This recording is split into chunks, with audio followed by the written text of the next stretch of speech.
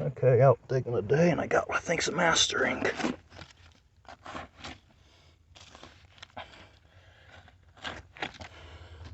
Screw top, but probably has to be ground. Everything in here's old.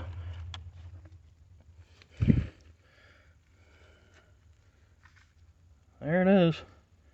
It's got a ground top.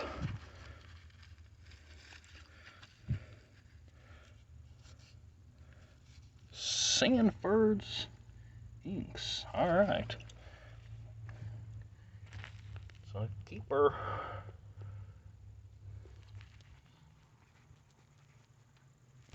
So about 9 foot down now. Got a beer here, I think. I hope it's all there.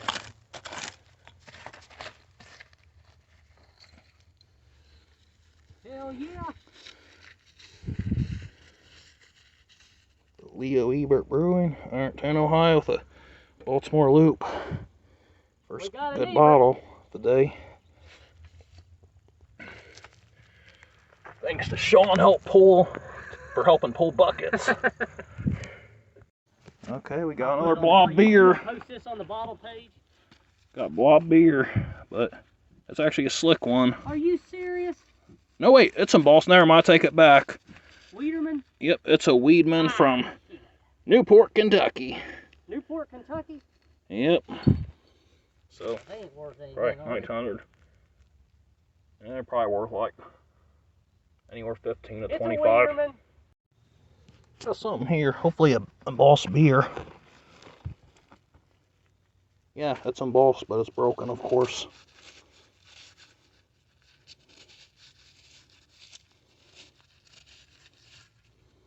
Chasson Meyer, Ironton, Ohio. That's a shame right there.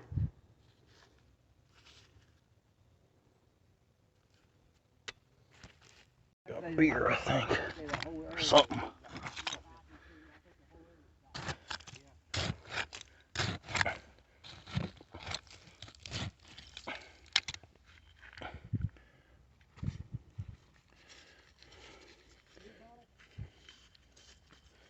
Leo Ebert Brewing, Ironton, Ohio, nice quart blob.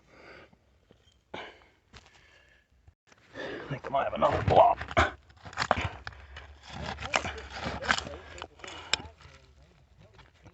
see.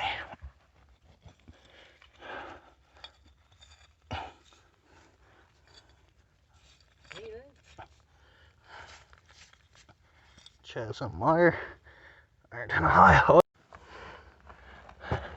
Might have another already. Oh, it's broken.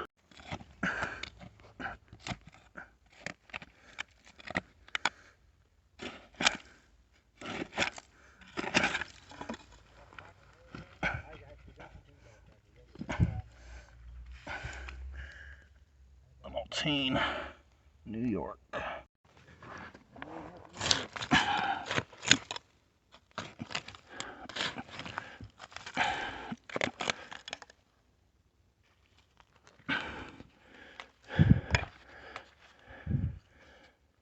Champion Hutch, maybe.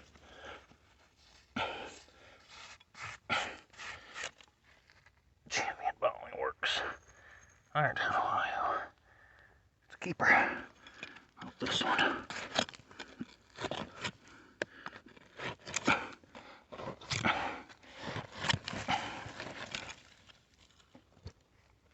Oh, shattered. That was a different Hutch.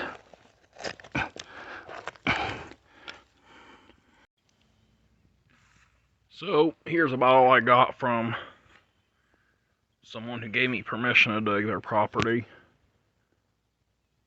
It's a common milk of magnesia, but it cleaned up pretty nicely.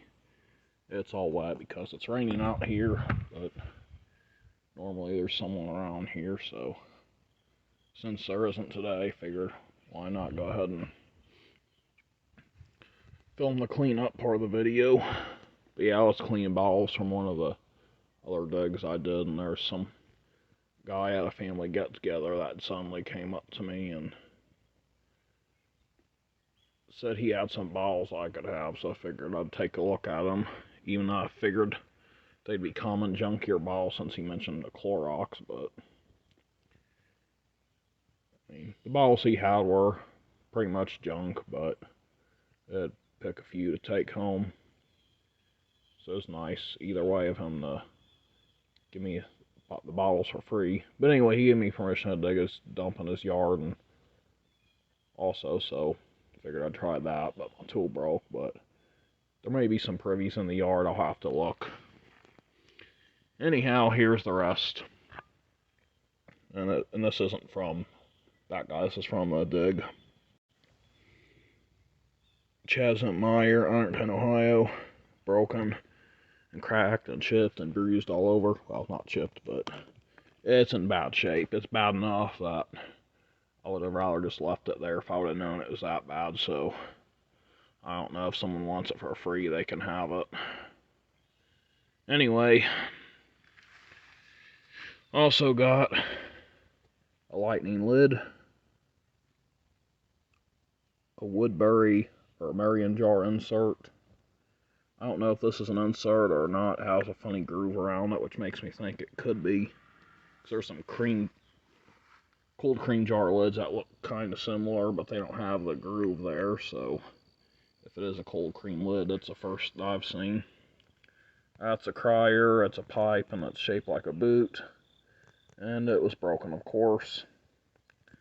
Then got a condiment jar there. Blown in mold. This looks pretty early. Has a key mold base, which is kind of unusual on a druggist bottle. They're going to take it home a turn. Sun colored amethyst. Then there's the most common cobalt bottle you'll find in a pre-1920 dump. Bromo seltzer. Of course, I know a guy that collects them, and so he actually buys every one I dig. So because of that, it's the easiest bottle to sell that's worth less than $5. All the rest are hard to sell. The Maltine Manufacturing Chemist, New York. Been a while since I dug one of those. Here's a Tabasco pepper sauce bottle. Been a while since I dug one of those too.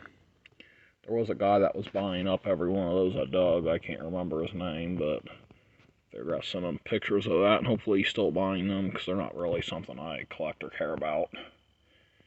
And here's a Bromo caffeine, and it's all bubbly, but you can't really see that because it's all wet out here. Everything's soaked in raindrops because it's steadily sprinkling here.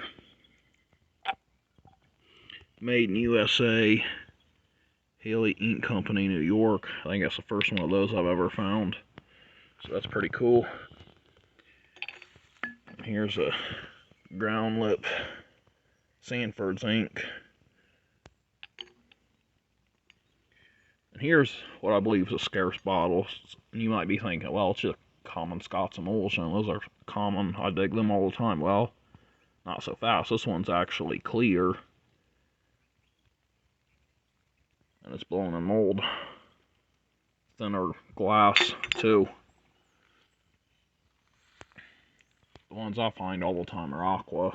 Never found a clear one like that before. But I don't think there's anyone that collects Scots emulsion bottles, so I doubt the value of that's any more than a regular Scots emulsion is, which probably around $5 to the right person. Champion Bottling Works in Ironton, Ohio. Really light green. And there's its Aqua Twin. And they're both in good condition. And a Weedman blob. I've dug a million of the crown tops lately. This is the first blob I found in a really long time. And originally I thought I had this one here. It's a John Kaufman Brewing Company out of Cincinnati, Ohio. So I was like, well, it'll be in my for sale or trade group. But then I was like, wait a minute. The one I dug recently isn't a John Kaufman, it's a John Hauk. So this one's actually a new one that'll go in the personal collection.